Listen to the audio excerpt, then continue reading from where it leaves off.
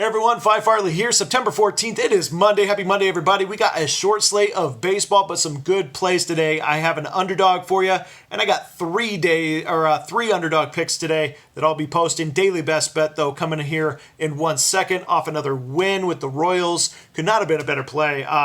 Congrats if you followed along. That was a great pick as far as getting it done by the first inning. 4-0 start by the first. Brad Keller did his job.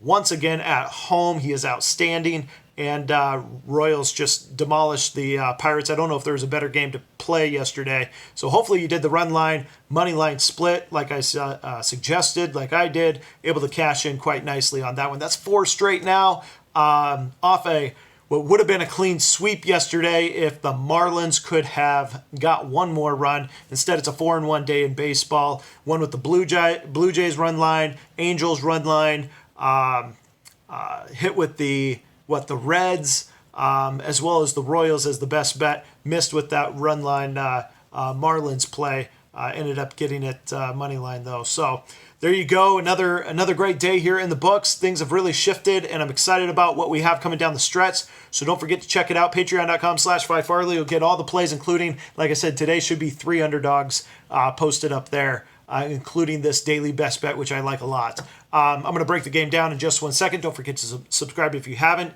Hit the notification bell if you haven't. And real quick blurb on football. Football is going to be coming in on the top 2 tiers here until baseball winds down. I will continue to do as I have posted plays in the first, second, and third tier on baseball. The top 2 tiers are going to be all football, basketball, every other play until baseball winds down. Then I'll flip it over to putting those top tier plays in football accordingly, just like I have for baseball. All right. For those of you on patreon.com/Phi Farley, that makes sense to you. Okay. Now let's talk about coming NFL weekend was not bad. Sides wise, I ended up 1-2 overall. 2 totals didn't cash, but they weren't off. They weren't incorrect plays. I'm not going to break it all down. This isn't time or place, but I liked where all the sides came in. I had a lot of plays, but I just want to play it conservative. Week 1, there were so many variables, but a lot of it came in pretty predictable. So I'm feeling pretty confident about week 2, putting some plays out there. So you can expect that next week for the over on patreon.com/Phi Farley. I'll also put out a daily best bet as well as college football best bet for you as well. All right, now let's talk about today's baseball game because we got a couple really good ones. Today's slate is not bad. And I'm going to go to the best bet here real quick. Brewers are hosting the Cardinals. Now, Josh Lindblom, if you don't know, came in from the Japanese league, pitched over there for several years. He started in major leagues, went over there for, I think, 4 or 5 years, and he did extremely well over there, won the equivalent to the Cy Young, the pitching MVP award over there in Japanese league, and got himself a contract to come back to the major leagues. Now, week after week, he has been getting hit with some large bets. Some sharp money has been on him, or some bigger money has been on Josh Lindblom, and he has not exactly been coming through for them. Many of his games, he's given up more hits than innings, which is one of the statistics I just look across the board at.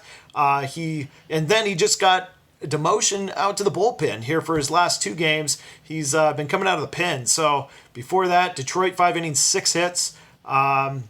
Pittsburgh 4 innings, 6 hits. Minnesota 4 innings, 7 hits. He's had quite a few games where he's been getting hit pretty darn good and then giving up a lot of runs. Now, if you dig into his numbers a little bit, you'll notice that it is lefties doing the damage. Versus righties, he's got a 164 batting average of his opponents against him and 0 home runs given up. He's pitched extremely well. Meanwhile, lefties are hitting .324 against him with a .662 slugging percentage. Not good at all.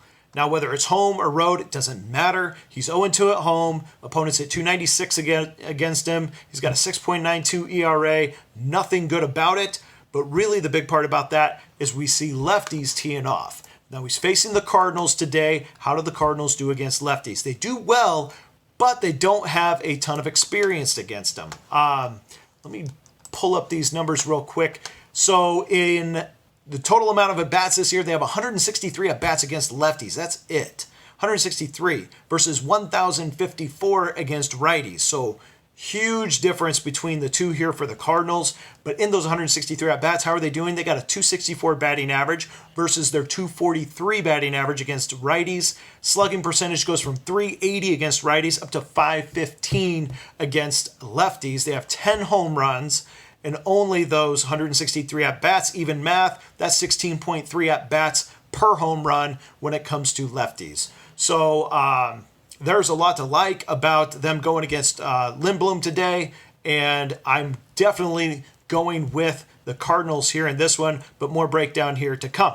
Now, on the road, the Cardinals are hitting 254 as a team, which is elevated from their season average of 246. There's a lot to like even more there. Lately, I'll bring up what they have done over the last 7 games. They've been hitting the ball better than the Brewers. I mean, that's the main thing I want to look at. How are we doing overall? They are 11th overall in OPS, 795 OPS versus the Brewers, which are sitting respectively at 13th, 767. Not terribly different when it comes to how they've done over the last 7 days. But something worth noting, the biggest thing here is Lindblom has not been what most cappers expected him to be here in the bigs, and the main thing is because lefties are teeing off on him. Meanwhile, you switch over to Kwang Hyun Kim, coming out of South Korea, has pitched extremely well. I mean, he's got a .83 ERA. Opponents hitting just 182 against him. When he's on the road, not a significant difference. It's 8 2/3, 6 hits. He's only given up a solo home run. 1 mistake, I can forgive that. 207 opponent batting average. Really, really strong. Righty, lefty, doesn't matter. And we're only going 7 today, which is one of my favorite things about this. I actually like this 7-inning thing. I mean, it reminds me a lot of Little League, though, and coaches are really, they're coaching like Little League about their pitching staffs. We'll see what happens game 1 to see who we start game 2. You know, like that just reminds me of, junior high ball. But this will be, I think we can use this to our advantage. We don't have to cap a bullpen quite as much. We can go with how Kim has done this year in eating up innings, as well as how he has pitched on the road and what he can do today against the Brewers. I think we got a great spot here to get an underdog on the road and take these Cardinals going into Milwaukee and getting the job done against Josh Lindblom and the Brewers. So I'm going to take the Cardinals here, plus 100, even money, to get the job done over the Brewers. I think that's all I got for capping that I want to break down for you. Yeah, there you go. Check out the other plays, patreon.com/Phi Farley. Good luck, everyone, today. Let's make it 5 straight. We'll see you again soon.